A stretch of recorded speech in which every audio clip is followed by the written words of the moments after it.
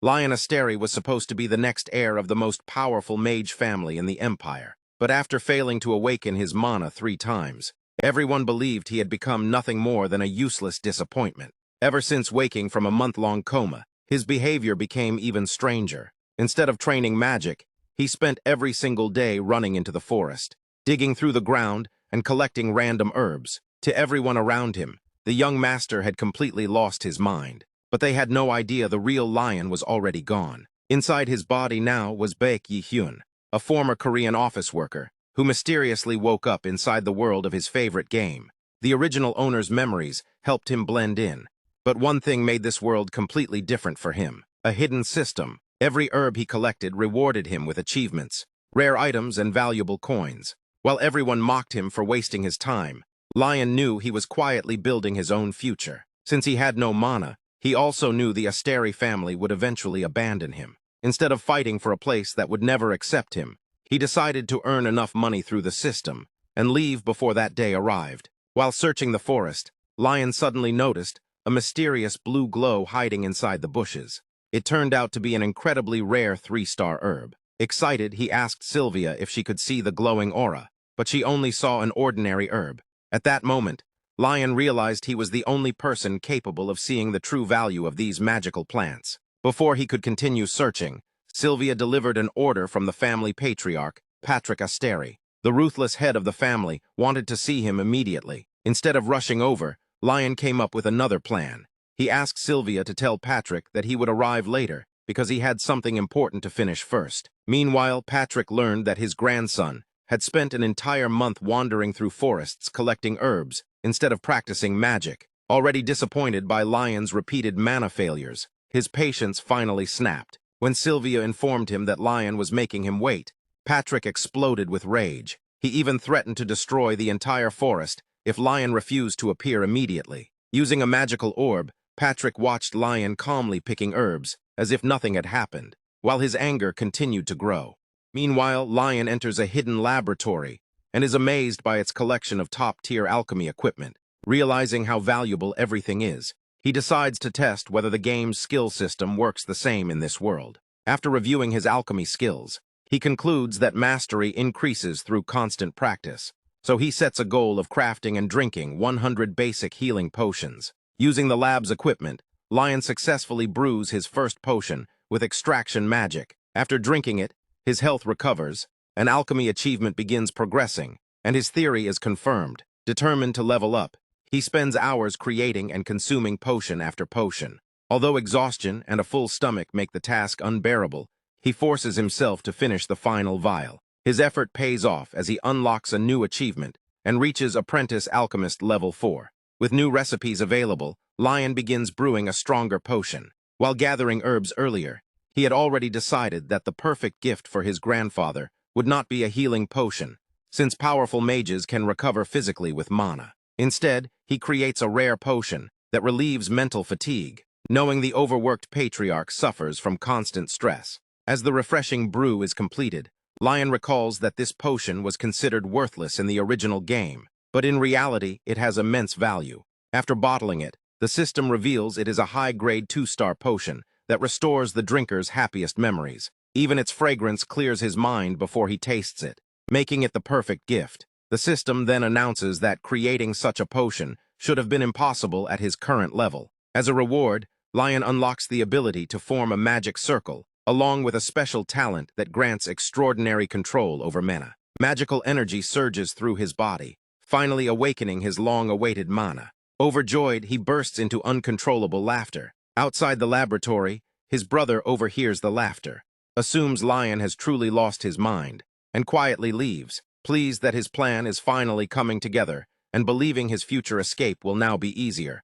Lion relaxes until he suddenly remembers that he has kept his feared grandfather, the Astery patriarch, waiting for their meeting.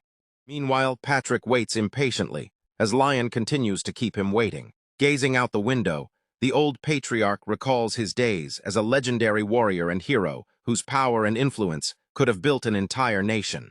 Though he hides it, his frustration comes from concern. After Lion survived 3 devastating mana shocks, Patrick has accepted that his grandson may never awaken magic and only wishes for him to live the rest of his life peacefully. Sylvia notices his concern and reveals that Lion seemed genuinely happy while working in the laboratory. Lion finally arrives, apologizing for being late.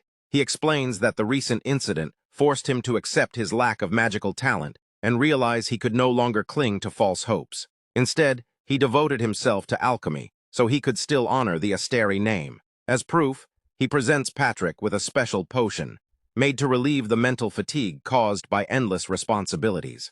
Patrick is initially suspicious, but as he realizes his grandson spent all that time creating the gift solely for him, his heart softens. Though embarrassed by the sincere gesture, he dismisses Lion with his usual stern attitude. After Lion leaves, Sylvia teases Patrick before leaving him alone with the potion.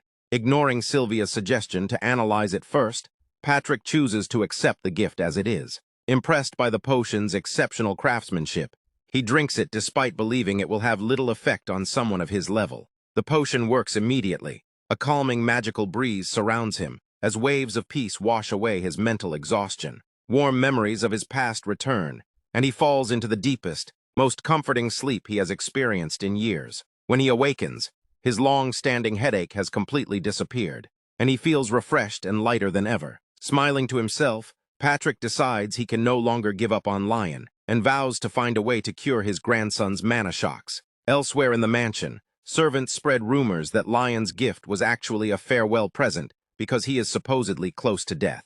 One servant even mocks him for digging his own grave in the garden. Before the gossip can continue, Sylvia suddenly appears, terrifying everyone. As the servants scramble to flee, another maid complains that workers have begun resigning because of the rumors. Sylvia calmly demands to hear the entire story, leaving everyone frozen in fear. Luxurious carriage arrives at the Astery estate, as Patrick asks Sylvia whether anything unusual happened during her absence. She hides the truth, claiming it was only a personal matter, while the servants responsible for spreading rumors are quietly expelled from the mansion. Still thinking about Lion's gift, Patrick asks Sylvia to examine the empty vial using her witch's eye ability. The analysis shocks her. The potion is far too sophisticated for someone like Lion to have created, leading her to wonder if it resembles the legendary hero's potion. She recalls the ancient hero who defeated the demon race and possessed unmatched power before mysteriously disappearing decades ago. Patrick dismisses the theory, believing the true hero's potion would be far more powerful, and refusing to believe his frail grandson could possibly be connected to such a legend. Instead, he decides to ask Lion for another, stronger potion, in hopes of helping his sister, who has remained in a magical sleep for centuries. Sylvia smiles at Patrick's growing faith in Lion before reminding him not to worry so much, especially considering her own immense power and long lifespan. Later, Lion returns to the library and notices Patrick seems troubled. After jokingly guessing several possible reasons, he finally realizes the concern is the potion itself. Patrick asks whether Lion can create an even stronger version. Although Lion knows a 3-star potion is beyond his current ability because he lacks rare herbs and succeeded before through luck and excellent equipment, he confidently says it will be possible with enough time. When Lion asks who the potion is for, Patrick reveals it is intended as a gift for Sylvia. Misunderstanding the situation, Lion hilariously imagines a romance between the two elders and promises to brew the perfect potion. Patrick is outraged when Lion requests 2 weeks, so Lion quickly shortens the deadline to 1 week before escaping the room, pleased that he has earned the trust of the family's richest member. As Lion walks through the forest, he worries about producing a stronger potion. Buying expensive herbs or ready-made potions is impossible, so he checks the system's coin shop. The catalog is filled with outrageously expensive items, leaving him unable to afford anything. Realizing he must rely on hard work instead, he concludes that better harvesting tools are his next priority. His search leads him to a busy blacksmith's workshop. After hearing that a wealthy noble customer has arrived, the master blacksmith comes out to meet Lion. To the giant's surprise, Lion politely asks to become his apprentice and offers a generous bag of gold in exchange for forging lessons. Lion paused in front of a blacksmith's shop, carefully studying the tools displayed in the showcase. As he inspected them, he quickly realized that the hoes were poorly made. It became clear to him that the finest craftsmen devoted their talents only to creating valuable weapons, rather than ordinary farming equipment. Even as the eldest son of the respected Astery family, He knew obtaining a truly exceptional tool would not be easy. Determined to try another approach, Lion walked into the workshop and politely requested permission to use one of the forges. Hoping to persuade the craftsman, he offered an extremely generous payment and revealed a heavy pouch overflowing with shining gold coins. The amount was so extravagant that everyone present was stunned. The master blacksmith, a gruff dwarf, showed immediate irritation, believing another noble had come to play pointless games. Meanwhile, his younger assistant attempted to ease the tension and even tried returning the money, explaining that such a fortune was far too much for a simple hoe. Lion accepted the comment with an embarrassed smile, while the assistant kindly warned him to be careful of dishonest merchants who might exploit such generosity. With the misunderstanding settled, the assistant welcomed Lion into the workshop and prepared a place for him to work. The dwarf, however, looked at the young noble with obvious doubt, questioning whether someone with such a refined appearance could handle the demanding labor of a forge. As Lion observed the dwarf more closely, he recognized him as a member of the legendary dwarf race. Their people were renowned for their incredible endurance, immense physical strength, resistance to extreme heat, and unmatched craftsmanship. Surprised to encounter such a pure-blooded dwarf, Lion introduced himself respectfully. After the blacksmith demanded his name, the dwarf immediately recognized him as the unusual heir of the prestigious Astery family and ordered his assistant to prepare a workstation. The assistant looked embarrassed by his master's rough manners, while quickly obeying the command. Before Lion could learn the dwarf's name, the blacksmith had already walked away. The assistant introduced himself as John and explained that the master was called Mudu. He then guided Lion through the workshop, showing every forge, tool, and piece of equipment, while encouraging him to feel at home. As they walked, John explained that everything crafted inside eventually became the items displayed in the storefront. Lion admired the workshop's careful methods and precise techniques. Every step of the forging process appeared nearly flawless, yet something still felt wrong. While watching the flames, he wondered why such skilled craftsmanship continued producing mediocre quality tools. His thoughts were interrupted by an unusual presence emerging from within one of the furnaces. A notification from his system revealed that a weakened, low-level fire spirit was dwelling inside the forge. Realizing something was amiss, Lion asked John whether the fire had always burned so weakly. The assistant awkwardly admitted that its strength had indeed faded. Mudu soon arrived carrying a metal plate and confirmed that the flames had noticeably weakened. Curious, he asked how Lion had noticed the problem so quickly. Lion calmly explained that the fire itself had revealed its condition. The answer shocked the dwarf completely. Before John could continue speaking, Mudu abruptly stopped him and ordered him to leave. Wanting privacy, the dwarf escorted Lion outside the workshop. Surrounded by the quiet breeze, he seriously asked whether Lion had truly seen the fire spirit. After receiving confirmation, Mudu wanted to know if the young noble had any way of healing it. Though uncertain, Lion admitted there was a possibility. Hearing that answer gave the dwarf renewed hope. Mudu promised that if Lion could restore the spirit, he would personally teach him the secrets of blacksmithing, prioritize every request he ever made, and reward him with something truly special. Knowing the workshop's famous reputation and the countless important commissions it received, Lion immediately recognized the value of such an offer and gladly accepted the challenge. Mudu explained that after years of expanding his workshop, the fire spirit had gradually lost its strength. Unable to communicate with spirits himself, he feared the quality of every future creation would continue declining. Although he still doubted Lion's physical abilities, he placed all his hopes in the young noble. After carefully examining the spirit, Lion discovered the true problem. Rather than lacking power, the exhausted creature was simply suffering from severe thirst. The explanation completely confused Mudu. When Lion suggested using water, the dwarf reacted with disbelief, convinced that such an idea would destroy the flames. Lion patiently clarified that the spirit required something specially prepared,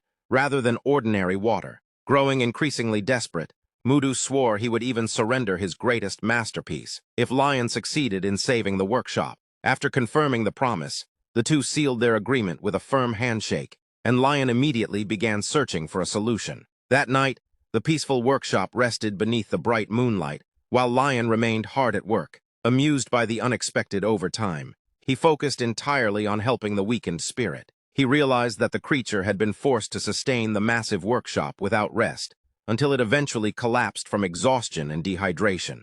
After identifying the perfect ingredient, Lion chose a sprig of water rosemary. He processed the herb into a special oil specifically suited to the fire spirit's needs. His system confirmed that the finished mixture possessed excellent restorative properties. Lion gently poured the oil into the flames. The spirit responded immediately, and its hydration began recovering. Realizing one treatment would not be enough, Lion prepared additional batches by extracting every drop of essential oil from fresh leaves. Gradually, the spirit regained all of its vitality, grew larger, and shone with brilliant intensity. The grateful creature rewarded Lion with a significant amount of experience through the system. Not long afterward, Mudu rushed into the workshop in overwhelming excitement after witnessing the restored flames. Filled with admiration, he could hardly believe what Lion had accomplished. However, his celebration quickly turned into concern.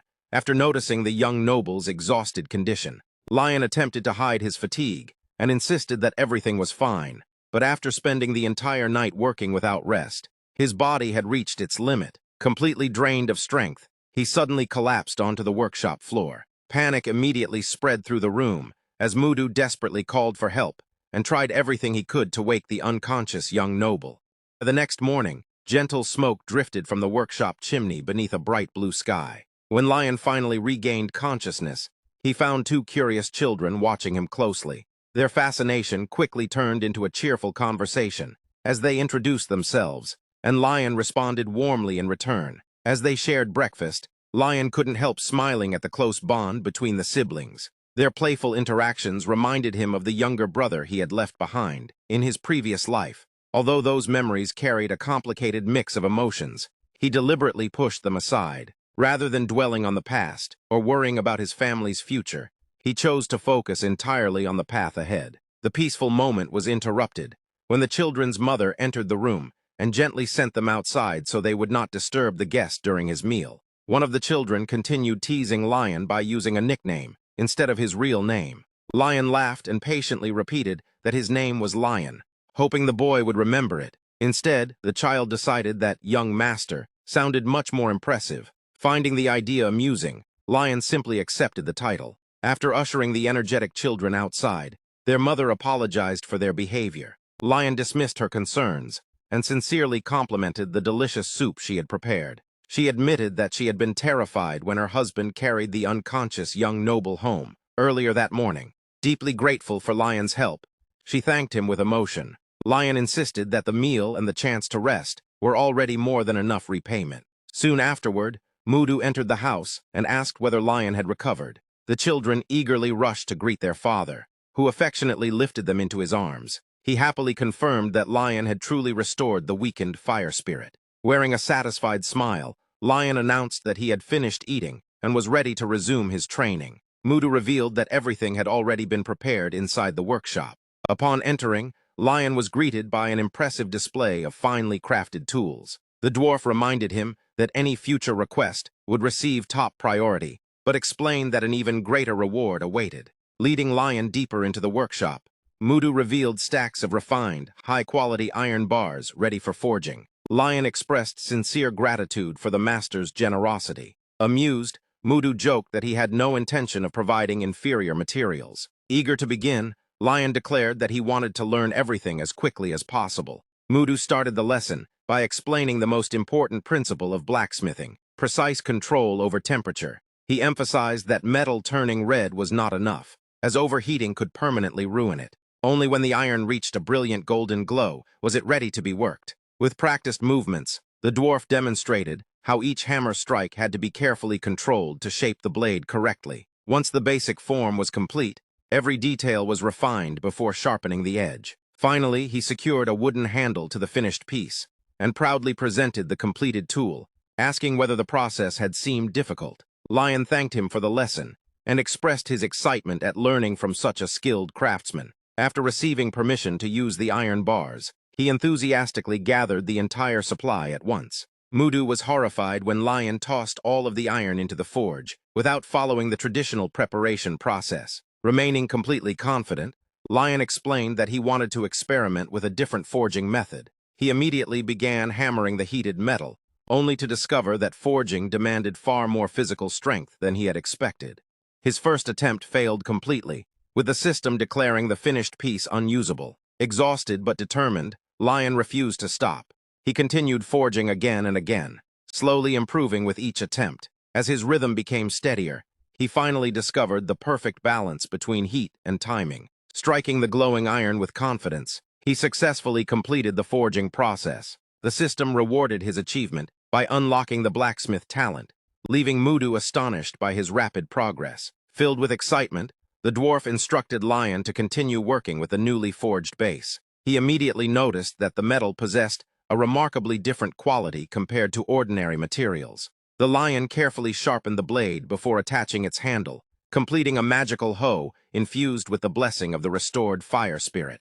Mudu could hardly contain his admiration. He declared that Lion possessed extraordinary talent, and insisted that the finished hoe surpassed even those crafted by the royal blacksmiths. While the dwarf wanted to celebrate the accomplishment, Lion preferred only a brief rest before eagerly asking to learn how to forge a magical scythe next. For a moment, Mudu stood frozen, unable to believe the young noble's endless enthusiasm. Then he burst into laughter, calling Lion's determination almost unbelievable. Accepting the challenge, the master promised to teach him everything he knew. Lion quietly celebrated to himself, knowing his plan was unfolding exactly as intended. Later that night, beneath the gentle glow of the full moon, Lion silently renewed his determination to fulfill his grandfather's cherished wish. Deep within the forest, the rhythmic sound of digging echoed through the darkness as he tested his newly crafted magical hoe. Using the tool with remarkable precision, Lion searched the ground for rare materials. The system soon announced that he had successfully harvested a rare finger ginseng root, an ingredient valued for restoring energy and creating powerful potions. Examining the plant with satisfaction, he realized how greatly the magical hoe improved his ability to gather valuable resources. Its benefits extended beyond easier harvesting. With both of his newly acquired magical tools, Lion noticed that many more rare herbs around him began glowing, making them easier to locate. Encouraged by this discovery, he concluded that further improving his skills would eventually allow him to create a coveted 3-star potion. Determined to master his new equipment, Lion continued exploring the forest without stopping. His efforts soon rewarded him with additional rare leaves and shoots from an unusual variety of sweet potato. After noticing the freshly dug hole, he realized several more potatoes remained buried beneath the ground. Just as he prepared to continue, the magical hoe suddenly became intensely hot before erupting in flames. Startled, Lion nearly stumbled backward. Moments later, the system revealed that the fire spirit's blessing had activated automatically, perfectly roasting every sweet potato hidden beneath the earth. After digging up the roasted sweet potatoes, Lion happily read the system notification, explaining that the magical roasting effect could be used on almost any type of food. Looking at the perfectly golden sweet potato, he couldn't help admiring how a single strike from the enchanted hoe had cooked it to perfection. The delicious aroma quickly convinced him to take a well-earned break before returning to work. Eager to eat, Lion took his first bite without waiting for it to cool. The intense heat immediately caught him off guard, slightly burning his mouth. Even so, he simply laughed at his own impatience. Blowing gently on each bite afterward, he continued enjoying the meal. To him, sweet potatoes always tasted best when eaten piping hot. Every mouthful carried just the right amount of sweetness, along with a rich, earthy flavor, enhanced by the magical roasting. Sitting comfortably on the forest grass, Lion found himself reminded of simple moments from his previous life, when he enjoyed hot sweet potatoes with milk. The nostalgic memory filled him with warmth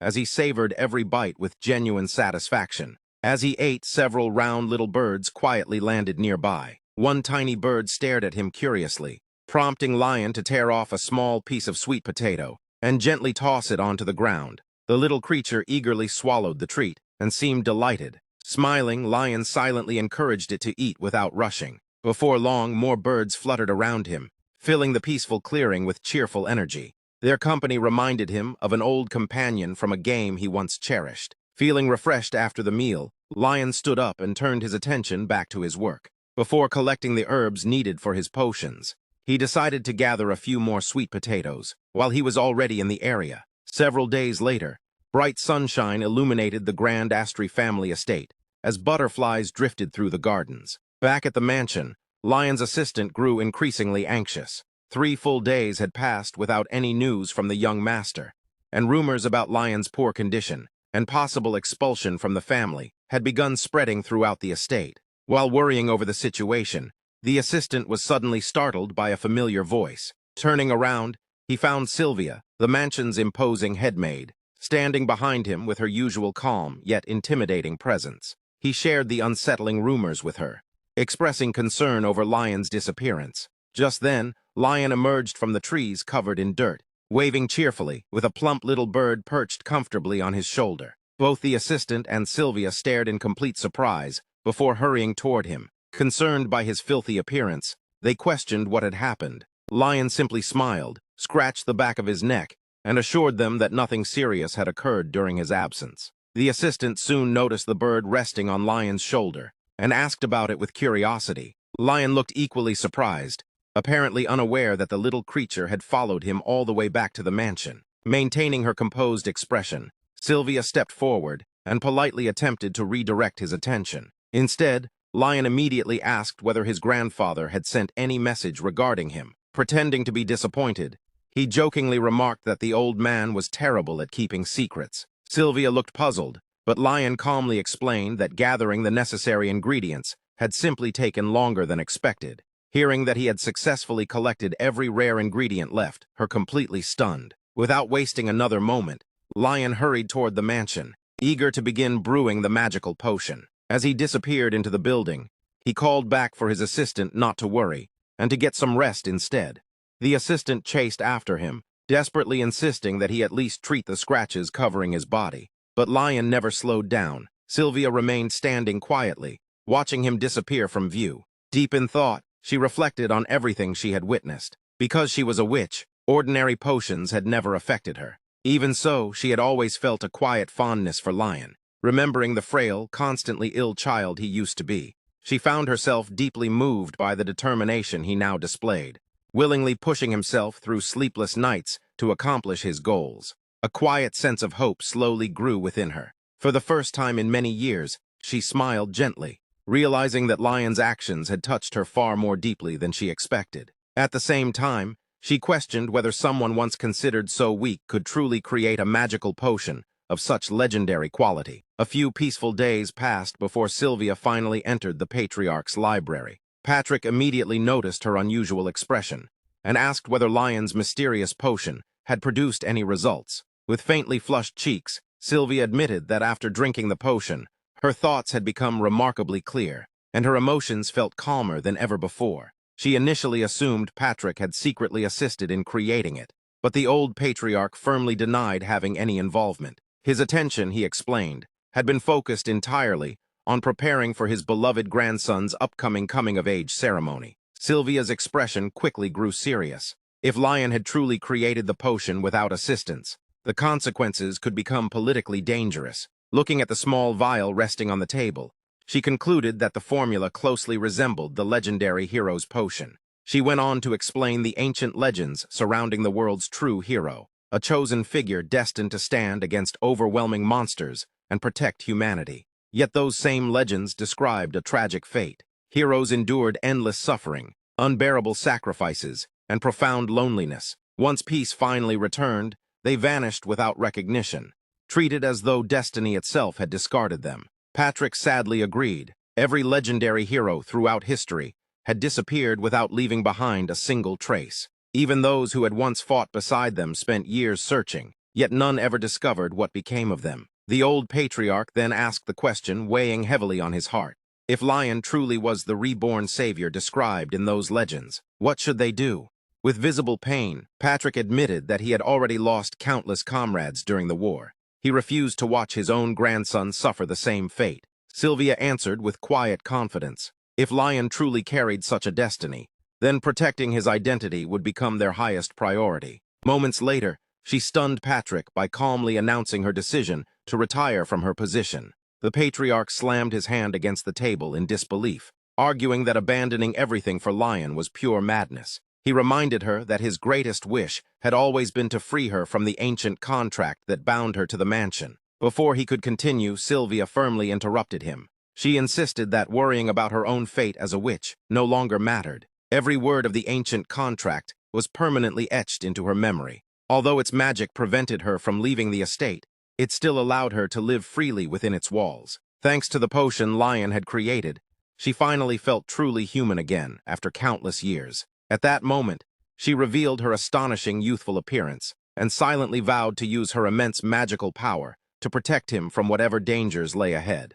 Elsewhere within the Astery estate, another surprising announcement spread through the household. A new head maid had been appointed unexpectedly. Upon hearing the news, the family's second son, Lion Astery, reacted with clear irritation, questioning whether the new head maid had truly been assigned to serve Lion exclusively. Lion is known as an unmatched genius and the youngest fourth circle mage in the dynasty's history. Resembling his grandfather Patrick, he is admired as a powerful prodigy with remarkable intelligence and discipline. When a new servant unexpectedly arrives, Lion grows suspicious. After examining the records, he finds no logical reason for Sylvia's sudden retirement.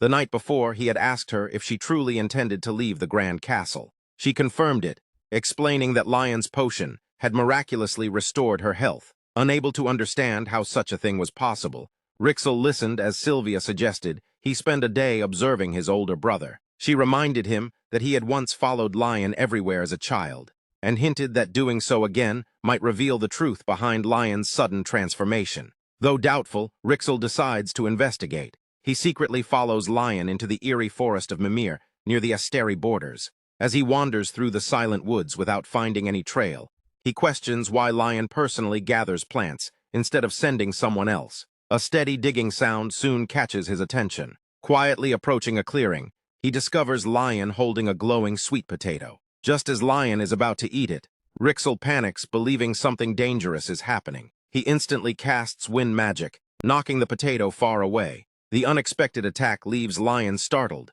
while the roasted potato lands in the damp grass. Realizing his meal is ruined, Lion collapses in despair. Lion's attempt at spying is exposed, leaving him deeply embarrassed. Lion briefly imagines his younger brother had come all that way simply to check on him. Lion apologizes, explaining he only wanted to stop him from eating food that had fallen onto the ground.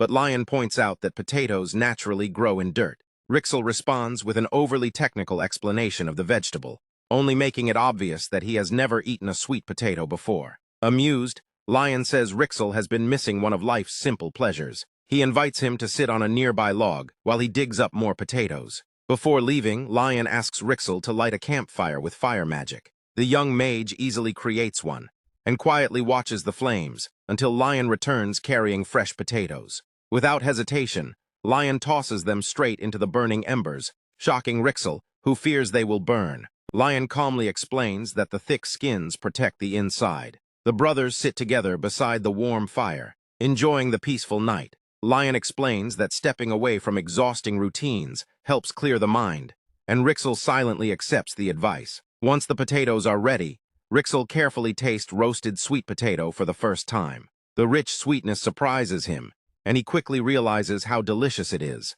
Lion explains that they are rare banana potatoes, perfect for staying warm during freezing forest days. Lion eats far more enthusiastically than expected. Lion laughs, remembering how boys his age always seem endlessly hungry. Only after noticing the pile of potato skins does Lion realize how much he has eaten. Embarrassed, he tries to justify himself, but Lion simply encourages him to eat as much as he wants. The conversation becomes more personal. Lion thanks Lion for everything he has done, while carrying the family's burden despite years of illness. He admits he never blamed Lion for his weakness. Instead, the only emotion he secretly carried was envy, because Lion possessed something he himself lacked. Ashamed, he struggles to explain, but Lion understands. Seeing past Lion's brilliance, he recognizes that his younger brother is still just a child. He reassures him that occasional selfish feelings are normal, encourages him to enjoy life instead of studying endlessly, and praises all the effort he has made for the family. Remembering Sylvia's advice, Lion realizes the visit was worthwhile and leaves feeling happier than ever. Back in his room, Lion checks his virtual menu and is pleased to see he has earned thousands of silver coins. He plans to unlock the coin shop soon and notices how much his level has increased after brewing potions for Sylvia. He jokingly teases his grandfather about being rejected by Sylvia, amusing himself while the old man becomes visibly annoyed. Feeling relieved that he is no longer at risk of being thrown out of the family, Lion relaxes and enjoys the fact that he has finally grown closer to Lion. Later, Lion walks through the castle and visits the room of the family's new maid. The elegant young woman with dark hair introduces herself as Elia. Although Lion senses something unusual, he quickly realizes why his grandfather had been acting strangely before. He warmly welcomes Elia and thanks her for joining the Astery household, mentioning that her arrival unexpectedly helped him and Rixel become closer. Elia pretends not to understand the remark, so Lion casually changes the subject, saying they can continue the conversation another time, because he has an important appointment with Rixel. The brothers soon head into the lively town. During the walk, Lion becomes concerned that his stamina remains unusually low, despite all the physical activity he has been doing. Suspecting lingering effects of mana shock, he decides he should eventually see a cleric. Watching Lion struggle to keep up, Rixel quietly worries about his health before the upcoming succession ceremony. He secretly comes up with a plan to lead Lion to a temple without making him suspicious by arranging volunteer work connected to the local clergy. When Lion asks about their destination, Rixel explains that they first need ordinary clothes to avoid attracting attention. Instead of a normal clothing store, however, he leads Lion to a famous magical item shop known only to influential people. Lion becomes curious after hearing that some of the merchandise may not be entirely legal. Browsing the shelves, he finds magical pens, enchanted earrings, and other unusual items that resemble children's toys. Rixel explains that despite their appearance, they are surprisingly effective. An energetic shopkeeper welcomes them and proudly claims the store has everything imaginable. After hearing they need disguises, he introduces a collection of magical accessories, from height-enhancing insoles to advanced artifacts that can even change hair color. The brothers purchase an item called Unrecognizable Child, which completely alters hair and eye color. As they leave, Lion discovers several complementary items inside the package. Opening them, he is amazed to find a craftsman's repair kit that seems even more valuable than their purchase. Since Rixel has no use for it, he happily gives all the gifts to Lion. The brothers enter a quiet alley and activate their disguises. Blue magical energy surrounds them, instantly changing their appearances. Satisfied with the flawless transformation, they continue through town until they arrive at a watermill. Confused, Lion wonders why they have come there. Rixel explains that the mill produces flour and fresh bread, which they plan to donate to a local orphanage. Secretly, however, he has another objective. The mill owner, Nicholas, warmly welcomes them. Rixel knows the generous merchant has close ties with the clergy, making him the perfect person to introduce Lion to the temple. Nicholas praises the outstanding quality of the wheat they purchased and asks why they need so much flour. Rixel explains that he wants to help hungry children in town. Impressed by the idea, Nicholas recommends donating everything to the temple-run orphanage. Internally, Rixel celebrates as his plan unfolds perfectly. When asked about the orphanage, Nicholas estimates that around 30 children live there. Although the facilities are decent, recent funding shortages have left them struggling because the region's noble mage families rarely support charities run by clerics. Hoping the brothers can improve the children's situation, Nicholas wishes them success. After hearing this, Lion points out that donating only flour would still leave the clerics with the long task of baking it. Inspired, he suggests preparing the bread themselves so the children can enjoy fresh food immediately. Nicholas realizes the kitchen may not have enough ingredients, but agrees that freshly baked bread would make the donation far more meaningful. Delighted by the idea, he offers the use of his famous bakery. Rixel quietly feels guilty for focusing only on Lion's health, while overlooking the hardships faced by the orphaned children. Watching Lion's warm smile, he becomes even more impressed by his brother's genuine kindness. Filled with enthusiasm, Lion agrees that baking the bread themselves is the best way to help. The three begin cooking in the sunlit mill using carefully selected ingredients. Lion examines the olive oil and notes that its quality will improve the bread's flavor. Nicholas guides them through a traditional whole wheat recipe, demonstrating each step, from mixing flour, milk, and yeast, to letting the dough rise, adding crushed sunflower seeds, and shaping it into smooth loaves. Rixel watches closely and concludes that baking is much easier than mastering magic. He quickly finishes his dough and turns to check on Lion, who struggles with the process.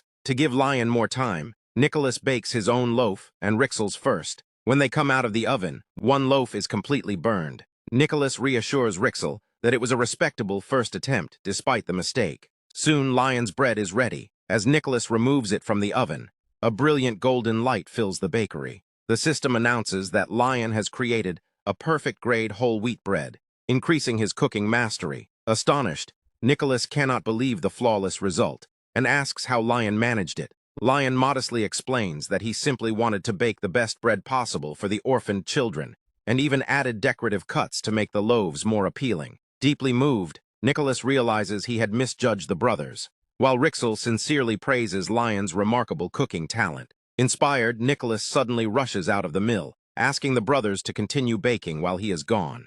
Rixel worries they may have interrupted his work, but Lion reassures him, and the two turn the task into a friendly competition.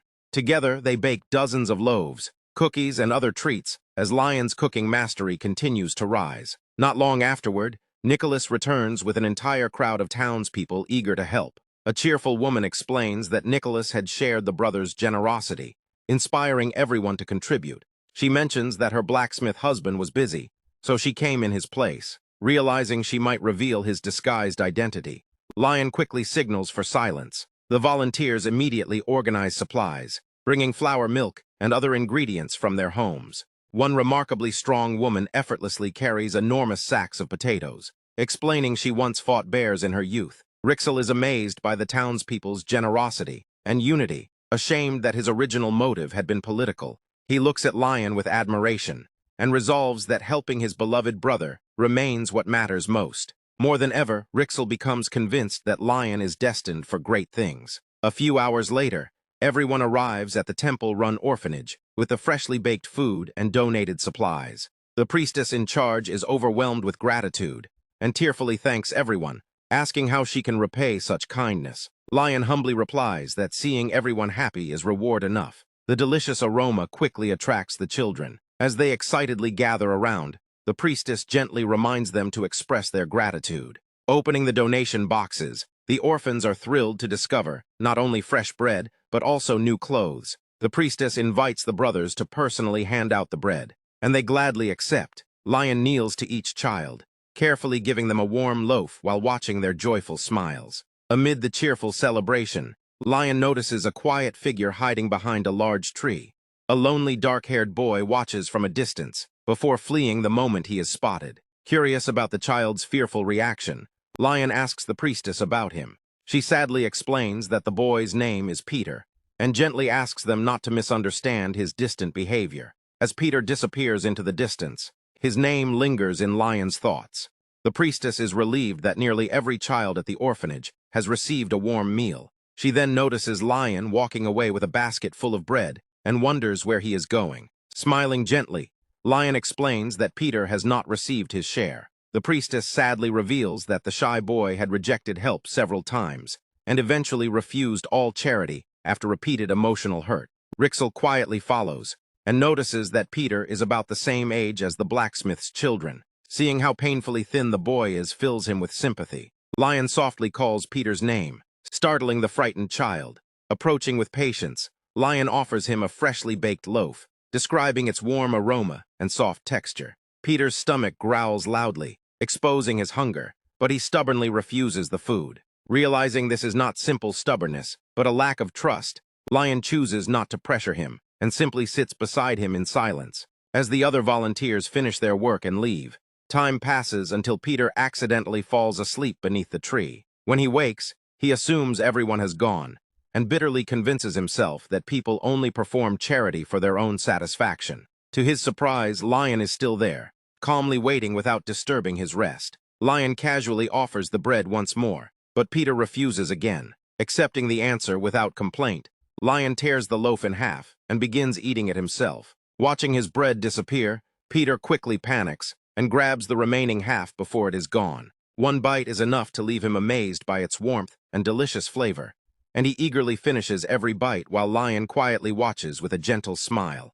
Lion then offers Peter another piece, revealing it was originally his own portion. Peter cannot understand why someone would willingly give away their meal. Although it is only ordinary bread without expensive ingredients, its taste feels unlike anything he has ever experienced. Having spent years believing that wealthy adults only pretended to care before abandoning him again, Peter struggles to understand Lion's genuine kindness. Breaking the silence, Lion shares a simple thought, that even sad adults should never skip meals. He happily admits that while baking the bread, he only hoped someone would truly enjoy it. Hearing those sincere words, Peter finally bursts into tears. When Lion asks if he is crying, the embarrassed boy insists it is only because the bread tastes so good.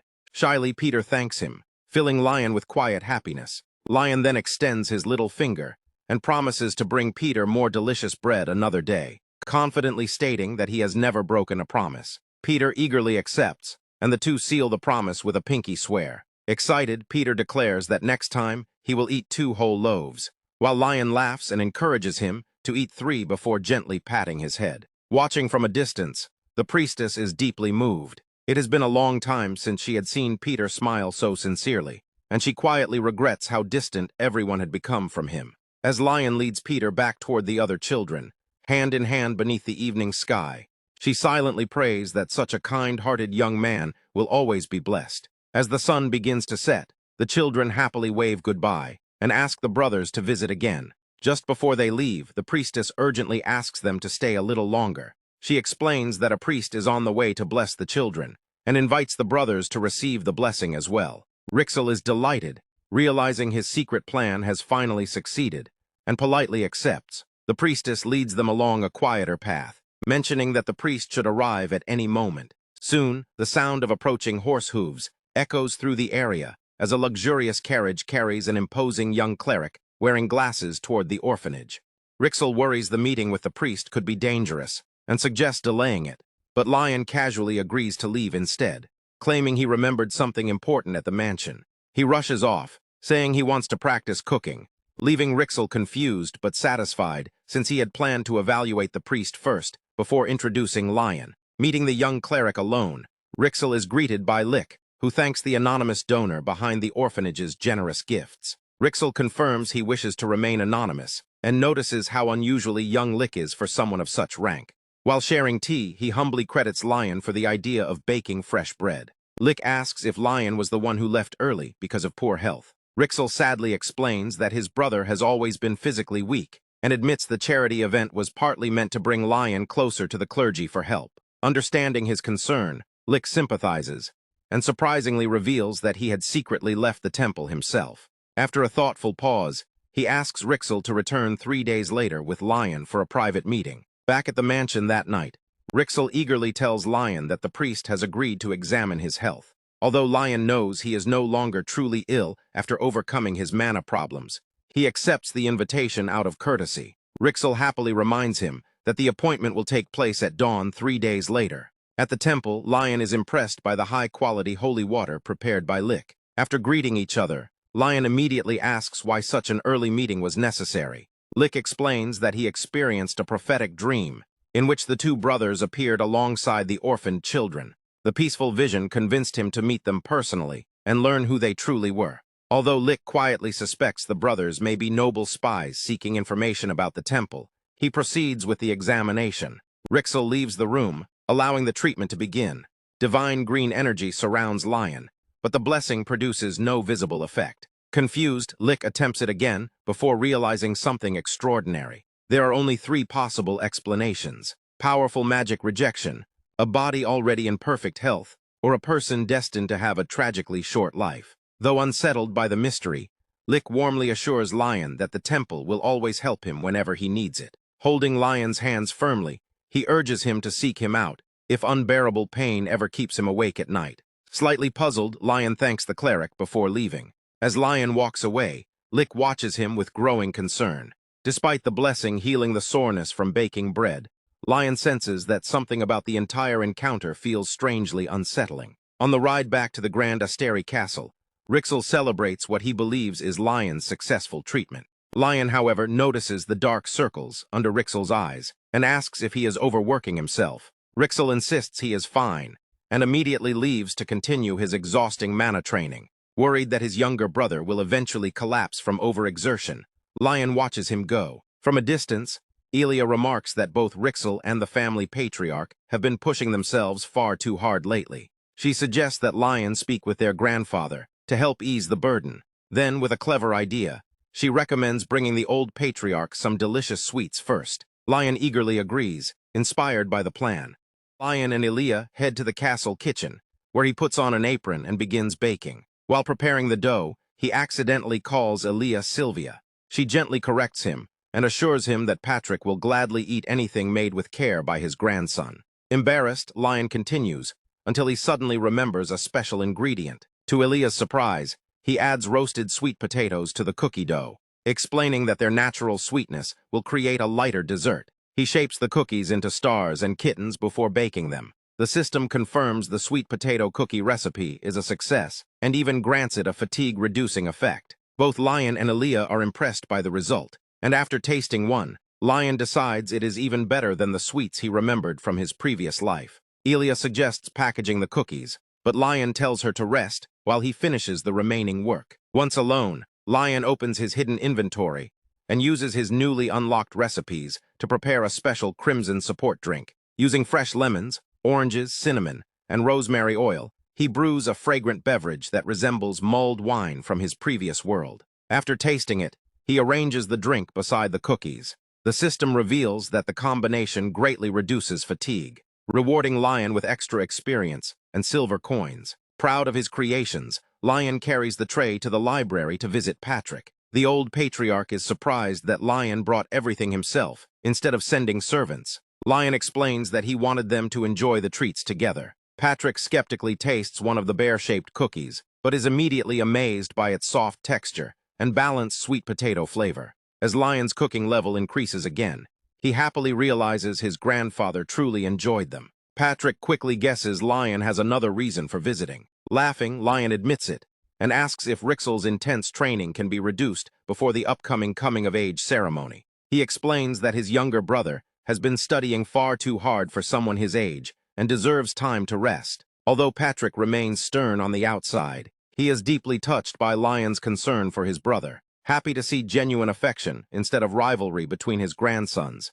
he agrees to ease Rixel's training schedule. Patrick then asks if Lion wants anything else for his coming-of-age celebration, reminding him that nobles traditionally request valuable gifts for the occasion. To his surprise, Lion asks for nothing. Left speechless, Patrick concludes that his grandson must be expecting him to choose an extraordinary gift on his own. Sensing the increasingly intense atmosphere, Lion quickly excuses himself and leaves the library. After Lion departs, Patrick quietly begins planning the perfect surprise for his grandson, while Lion walks away through the castle halls, completely puzzled by his grandfather's unusual reaction. Rixel sat alone in his room, surrounded by towering stacks of paperwork that had left him completely drained. His concentration was suddenly broken when the office doors burst open.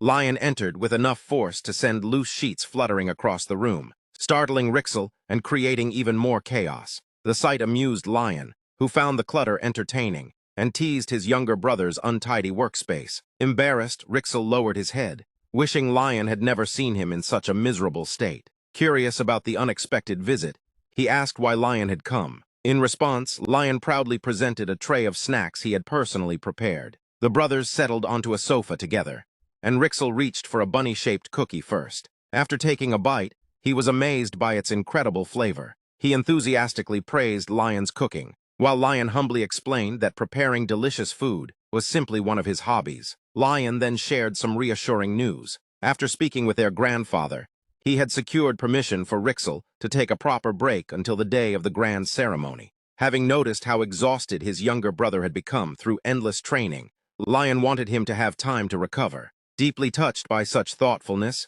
Rixel smiled warmly, grateful to have such a caring older brother. Although Lion assumed Rixel's exhaustion came from studying, Rixel revealed that his worries had nothing to do with books. Lion briefly entertained the amusing possibility that the papers might be secret love letters, believing his younger brother was old enough to become interested in romance. However, Rixel quickly clarified that his concerns centered on the upcoming ceremony. Lion immediately understood he meant the family's ancient rite. He recalled that the tradition required participants to travel through the magical library's labyrinth, a place that guided each heir toward the magic best suited for them. Anyone attempting to force their own route would become trapped within an endless maze forever, while successfully reaching the end earned an extraordinary reward. Believing the ritual would be little more than a formality, Lion tried to reassure Rixel despite his lack of mana. To Lion's surprise, Rixel admitted that the ceremony itself was not his greatest concern. Instead, he was terrified of the clothing prepared for the occasion.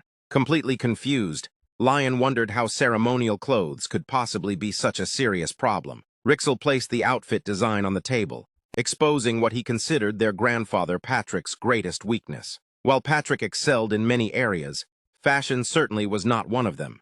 His proposed design resembled an outrageous clown costume that threatened to destroy Rixel's dignity before the entire family. The horrifying design immediately sent both brothers into panic. Lion refused to imagine himself wearing such an outfit, while Rixel wholeheartedly shared his horror. As they continued lamenting the disaster, Rixel pointed out that Patrick had only ever appeared well-dressed because Sylvia constantly prevented his worst fashion ideas from becoming reality. Feeling thankful for Sylvia's past efforts, Lion began considering the idea of convincing the entire family to wear standardized ceremonial clothing instead. The following day, Lion visited the village once more. As soon as the children from the orphanage spotted him, they eagerly rushed over. He handed them a small bag filled with his homemade cookies, bringing smiles to every face. Watching the cheerful scene, a woman approached, and Lion politely explained that he needed her help with a special request. He wanted to locate the exceptionally talented tailor who had volunteered at the orphanage.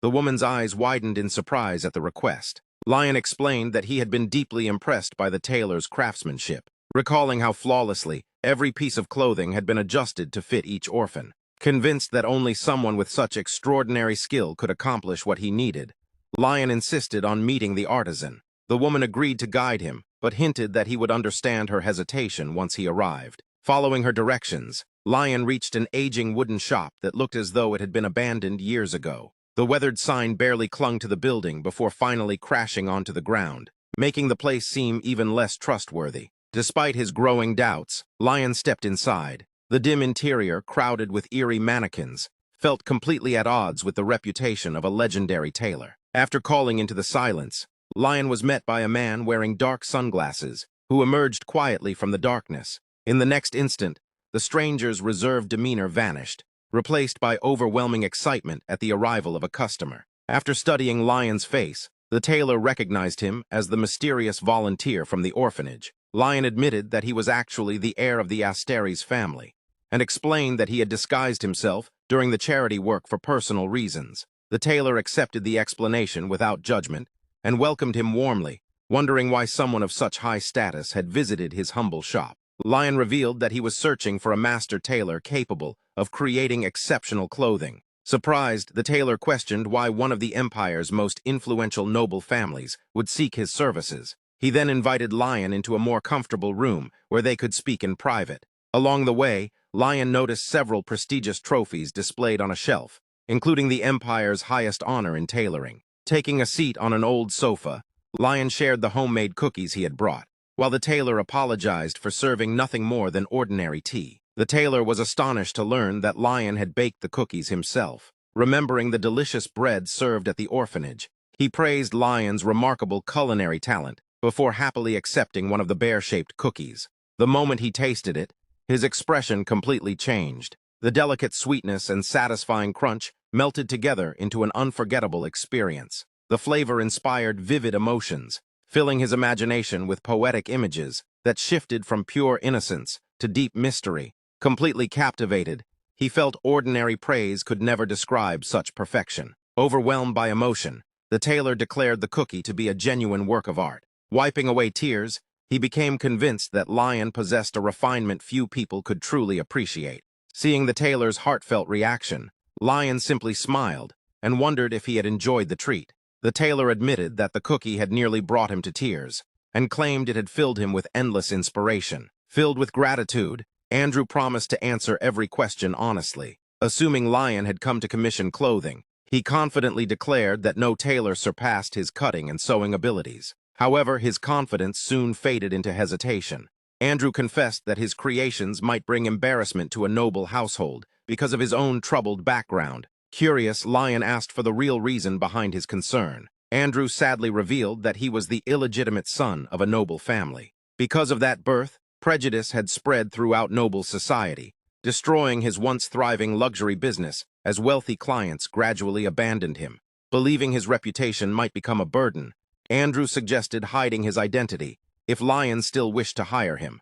Rather than accepting such an idea, Lion firmly requested to see Andrew's finished work. Andrew explained that only simple clothing made for ordinary villagers remained on display, but Lion assured him that skill mattered far more than status. Pulling back the curtain, Andrew revealed his collection. The craftsmanship immediately left Lion speechless. Every garment displayed extraordinary precision, despite being designed for commoners. While Andrew modestly dismissed them as everyday clothes, Lion admired their remarkable quality. Even his system evaluated the pieces with impressive ratings, making him even more convinced that he had finally found the master tailor he had been searching for. Lion was left speechless by the incredible craftsmanship before him. Even the simplest garments displayed remarkable quality, and the system confirmed Andrew's flawless techniques with outstanding ratings. Imagining what the tailor could create using top-grade materials, Lion immediately decided that Andrew would design the outfits for his coming-of-age ceremony.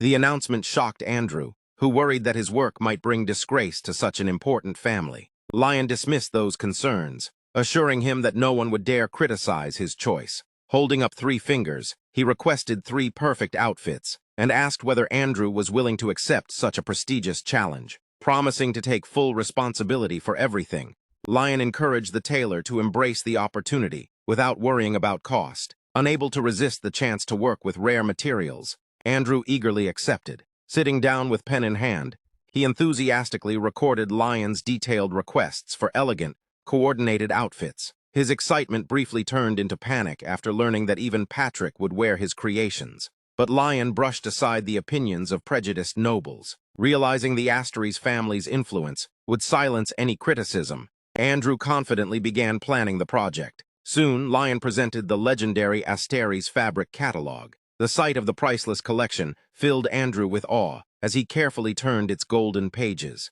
Inside were extraordinary fabrics, crafted by elves, and other rare magical materials from across the continent. Every page amazed him, until one particular fabric caught his attention.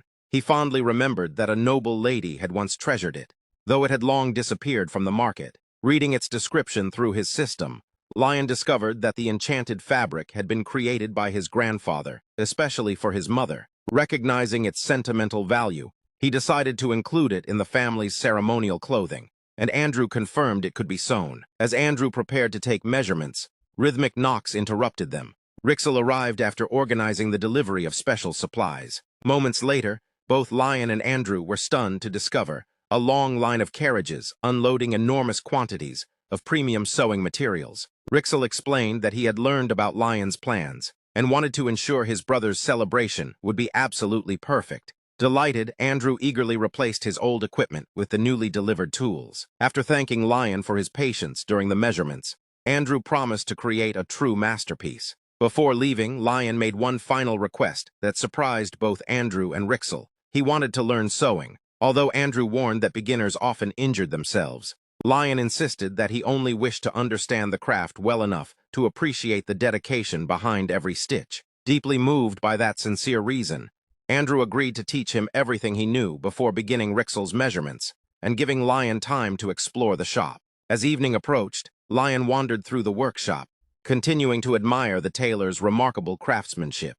Curious to experience the process firsthand, he decided to sew a simple pair of cotton pants entirely by hand. Retrieving a magical sewing kit, he watched in amazement as the enchanted needle threaded itself and transformed before his eyes. Focusing carefully, Lion began stitching, gradually discovering that sewing was both relaxing and enjoyable. Magical guidelines appeared across the fabric, helping him improve with every stitch until the system showed his project was already 80% complete. Before Lion realized it, Andrew and Rixel had returned. Andrew carefully inspected the unfinished work and praised it as an excellent first attempt, despite a few uneven stitches. The experience suddenly reminded him of the importance of hand sewing, inspiring a flood of fresh ideas and reigniting his passion for the fundamentals of his craft. Watching the tailor become completely absorbed in his creativity, Lion smiled before Rixel reminded him that they needed to return to the mansion for an important dinner with their grandfather.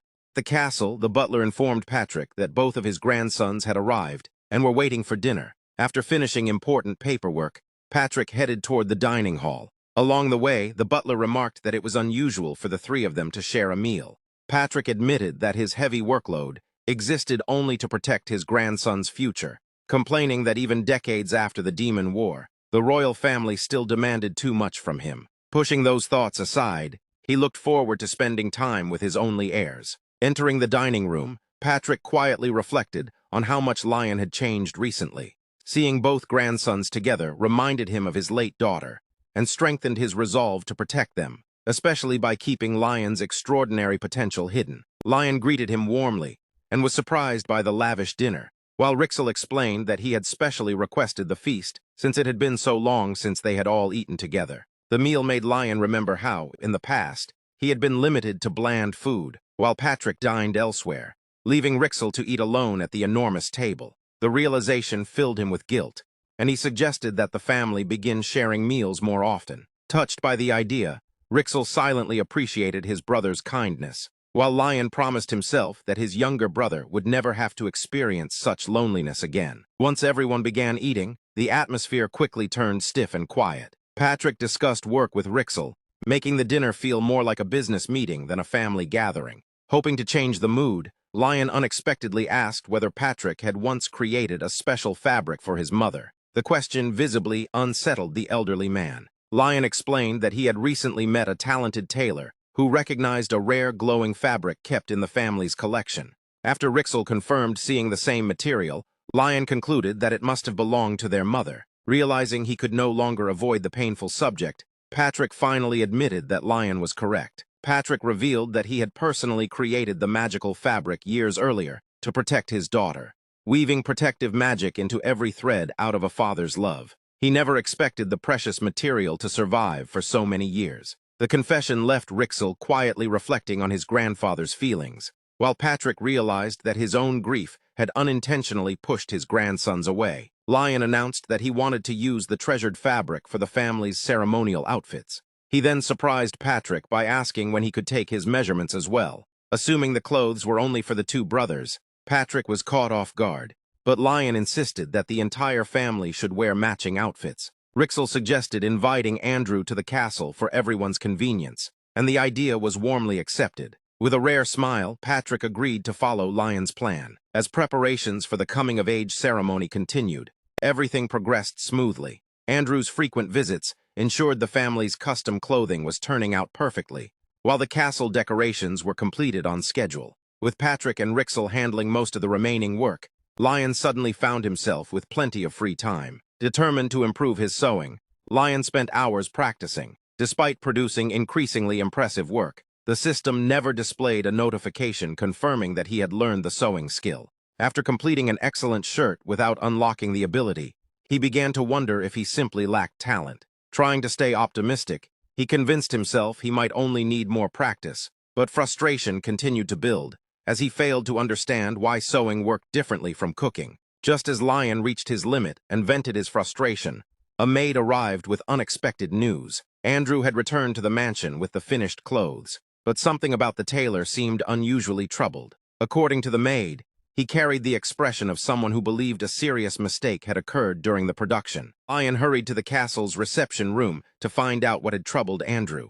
The moment he opened the grand doors, he froze in surprise. The room had been transformed into a luxurious tailoring workshop, filled with clothing racks, mirrors, and sewing equipment. Wondering how Andrew had managed to move everything there alone, Lion greeted the tailor, who looked visibly relieved by his arrival. Andrew presented Lion's completed ceremonial outfit and invited him to try it on. The elegant design, decorated with intricate golden embroidery, immediately impressed Lion. Standing before a mirror, he saw the system award the outfit 3 stars for its exceptional quality. Despite the masterpiece, Andrew admitted that something still felt incomplete. After studying his reflection, Lion realized the outfit lacked a focal point around the neck. Andrew enthusiastically agreed, explaining that a scarf or tie would complete the design. Lion decided that Patrick would wear a classic tie, while Rixel would receive a stylish bow tie. Andrew then made an unexpected request. Instead of finishing the outfits himself, he asked Lion to embroider the final details on every family member's clothing.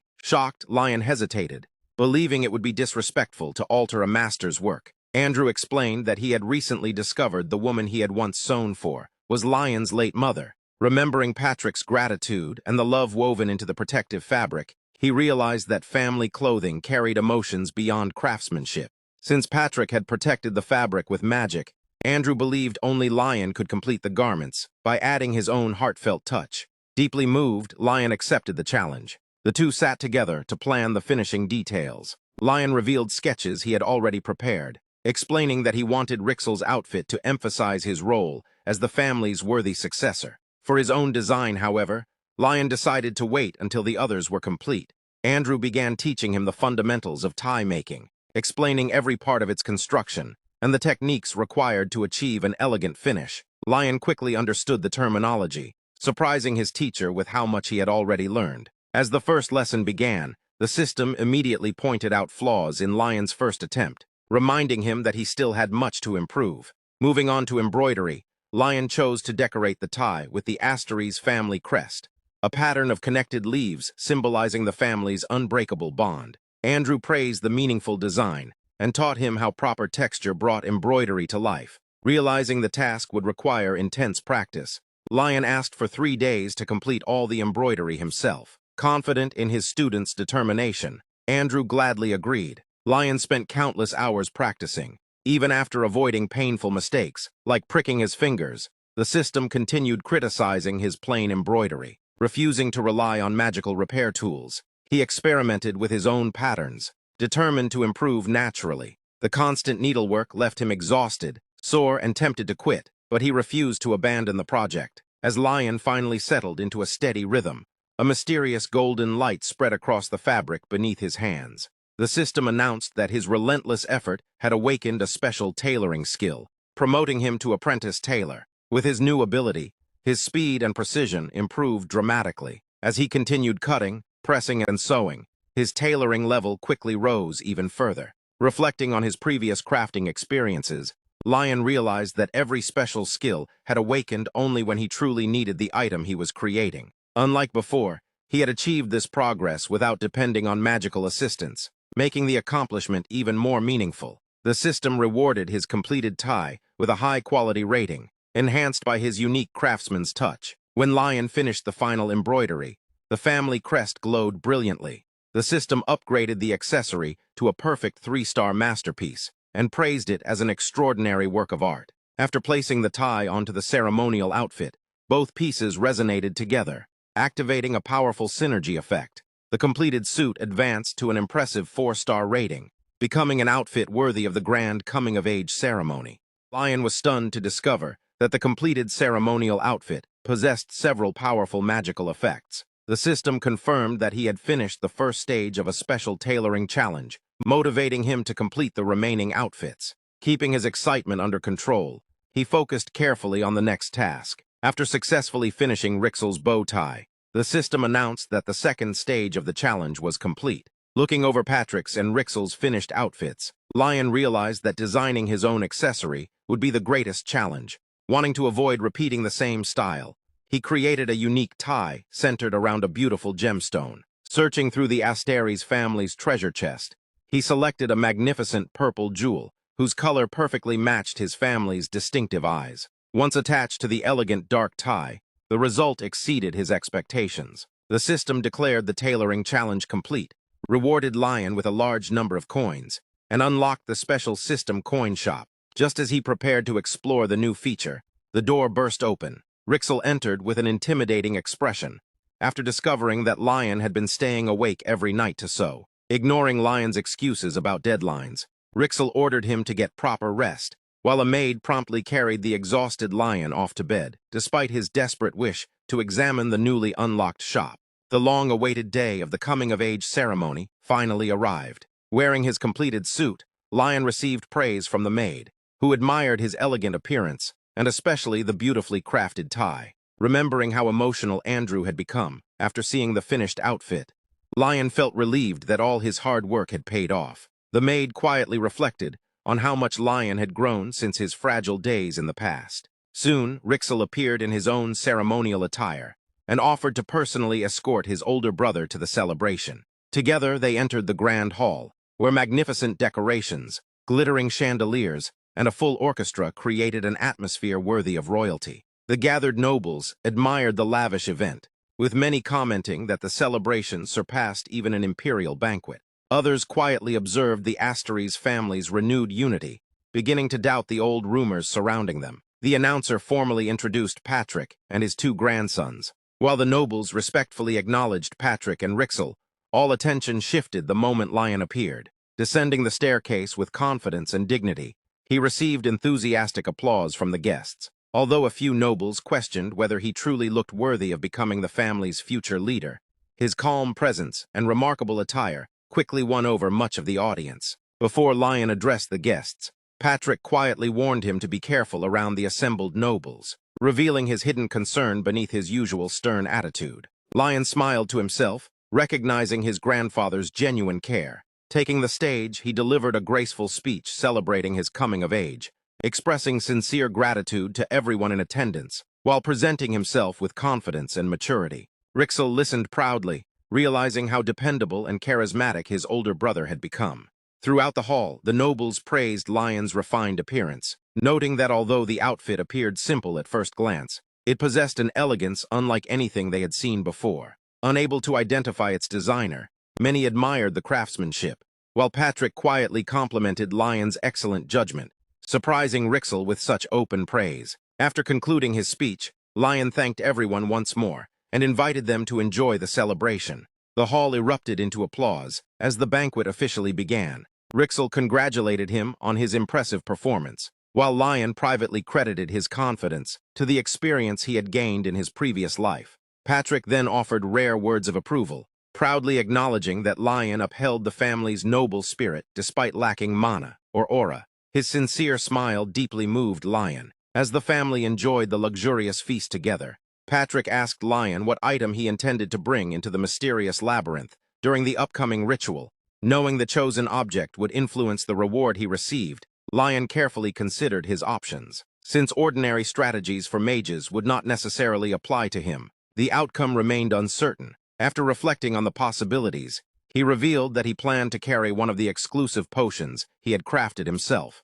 Lion's decision to bring one of his own potions into the labyrinth surprised both Patrick and Rixel. Patrick admitted it was a risky choice, but Lion explained that, without powerful magic of his own, his potions were his greatest strength. Since Andrew had crafted the family's finest clothing, Lion believed he should rely on the best item he had personally created. Patrick agreed, trusting that the labyrinth would guide him toward the knowledge he needed. Patrick then asked a serious question about Lion's future. He wanted to know whether Lion had any desire to become the official heir or involve himself in the family's politics. Without hesitation, Lion rejected the idea. He insisted that Rixel was far better suited to lead the Astery's family, deeply moving his younger brother. Satisfied by Lion's answer, Patrick turned to Rixel and asked if he would protect Lion with his life. Rixel solemnly swore to do so, and Patrick quietly accepted the oath, relieved that the family's succession had finally been settled. Although pleased, Patrick remained aware of the dangers surrounding the family.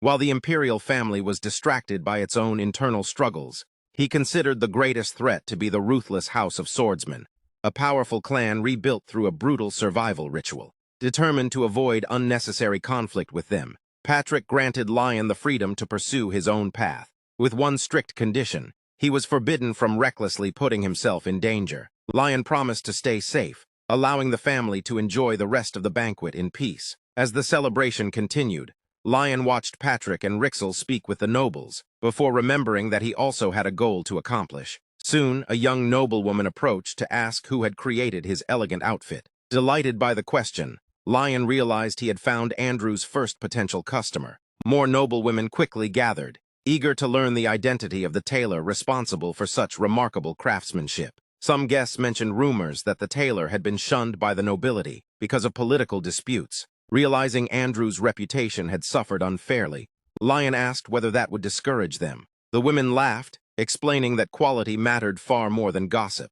Taking advantage of the opportunity, Lion proudly revealed Andrew's name and hinted that only a few appointment slots remained. The announcement immediately sparked competition among the interested nobles. The excitement was suddenly interrupted by the arrival of Clarentia, the feared leader of the House of Swordsmen. Her commanding presence silenced the crowd as she walked directly toward Lion. To everyone's surprise, she calmly requested durable training clothes, suitable for daily military life, explaining that her previous outfits had been destroyed. Her intimidating aura caused the surrounding nobles to scatter. leaving only her and Lion standing together. Ignoring her fearsome reputation, Lion treated her like any other customer, accepted the commission, and arranged to discuss payment after the ceremony. Pleased with the successful deal, he also announced that Andrew's order list was now officially open, securing even more future clients for the talented tailor. Before long, a servant announced that the labyrinth ritual was about to begin. Carrying his carefully prepared potion,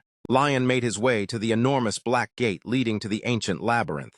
As he waited, the arrogant first prince, Terrace, attempted to provoke him by asking whether he was nervous about entering without magical talent. Lion calmly ignored the insult, while Rixel immediately stepped in to defend his older brother. Feeling the overwhelming magical pressure radiating from Rixel, the prince wisely backed away. Rixel then handed Lion the potion he had requested, and reminded him to stay safe. Tightening the strap of his bag, Lion fixed his eyes on the ancient gate. Memories of spending his childhood in the magical library filled his mind, as he wondered what treasure the family's first patriarch had hidden within its depths. Accepting the ceremonial artifact from a servant, Lion completed the ritual by making a small cut on his finger and allowing a single drop of blood to fall. Instantly, a brilliant blue magic circle appeared beneath his feet, releasing immense power. As the gigantic gate slowly opened, violent tremors shook the hall, astonishing everyone present. A mysterious light and dense magical mist poured from the entrance, before a powerful whirlwind engulfed Lion completely. In the next moment, he vanished into the ancient labyrinth before the eyes of the entire court. As Lion was pulled into the labyrinth, the system explained that the trial could be completed peacefully, but greed or attempts to damage the maze would transform it into a deadly dungeon. Before Lion could react, everything spiraled out of control. Violent winds erupted throughout the labyrinth, while outside, the palace shook as enormous crystal structures crashed from the ceiling. Panic spread among the guests as debris rained down across the grand hall. Inside the labyrinth, Lion struggled to remain steady against the raging storm, sensing that something had gone terribly wrong. Meanwhile, Patrick and Rixel rushed toward the portal in fear for Lion's safety. At that moment, the system informed Lion that he had unlocked a special labyrinth achievement, granting him increased intelligence and forming an exceptionally pure mana circle within him. Back in the hall, the collapsing ceiling threatened countless lives. A massive chandelier broke free and plunged toward the crowd, but Patrick instantly erected a powerful golden barrier that protected everyone. His immense magical shield spread throughout the palace, preventing further casualties as he calmly maintained control over the collapsing structure. He immediately ordered the knights to evacuate the guests, while Rixel hurried to investigate the unstable portal. Patrick explained that the magical library had completely lost control. After confirming that the imperial princes were safely protected by Rixel's defensive barriers, he instructed his grandson to summon healers and prepare safe areas for the injured. Declaring that he would personally monitor the portal, Patrick refused Rixel's desperate request to remain beside him. Reminding Rixel of his responsibilities as the family's future leader, Patrick firmly ordered him to oversee the evacuation instead. Though deeply worried for Lion, Rixel reluctantly obeyed and left with the imperial princes. As the destruction continued, Patrick remained alone before the unstable gate until Clarentia approached through the falling debris. She questioned why he had chosen to stay behind and observed that he seemed completely convinced Lion was still alive. Patrick was surprised when the feared leader of the House of Swordsmen offered to help contain the disaster. When he asked why she would assist a rival family, Clarentia casually explained that she had already commissioned clothing from Andrew and refused to let her plans be ruined. Amused by her reasoning, Patrick accepted the unexpected support. Soon afterward, the mysterious maid, Elia, emerged from the shadows surrounded by a powerful purple aura. At Patrick's command, she erected a barrier around the entire labyrinth, while he ordered absolute secrecy regarding the incident.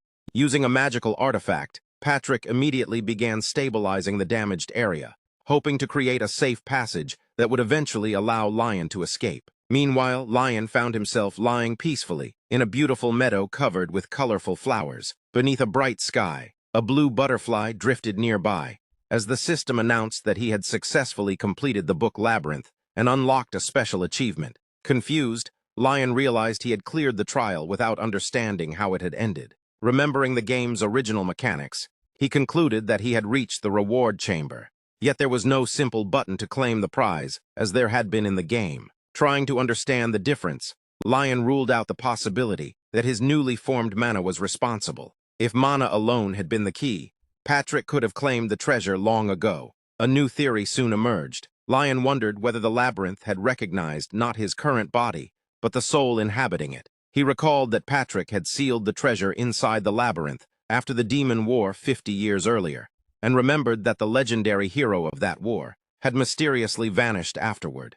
Thinking back to the game's story, Lion realized that players had always assumed the role of that legendary hero. A startling possibility came to mind. Perhaps the labyrinth had identified him not as Lion Astery, but as the hero whose equipment had originally been hidden there. If that theory was correct, then the treasure waiting inside the labyrinth had never truly belonged to Patrick. It had belonged to the legendary hero all along.